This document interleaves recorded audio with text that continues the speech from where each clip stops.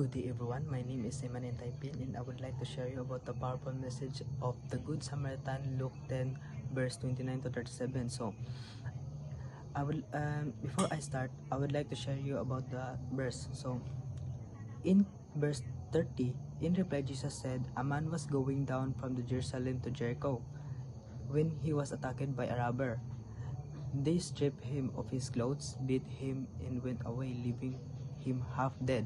So verse 30 is, but a Samaritan, as he traveled, came where the man was, and when he saw him, he took pity him. So isip ako nga isa ka good Samaritan, di ba kung balos siya, di ba dili?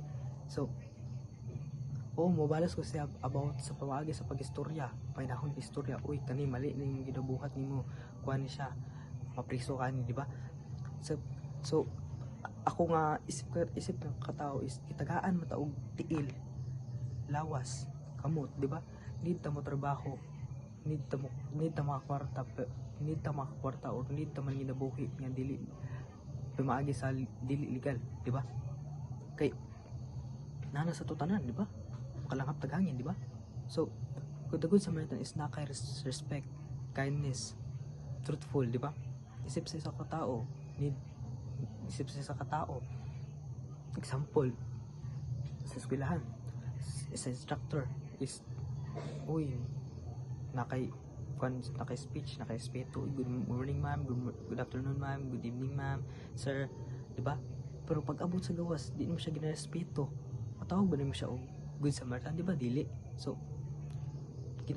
sa kagawas mo gina-ihuiwa mo siya na siya, o dili lang sa actions ang gina-apply din mo ang the Good Samaritan sa about po sa istorya. So isip nga tiguang siya sa imo, need mo siya respetuhon, di mo siya iuwaon. Sa gawas man susulod, respeto gyud ka sa iya, kay magulang man siya kuto sa imo, di ba? Okay everyone, I hope you learn about the Good Samaritan, Luke 10 verse 29 to 37. That's all, thank you.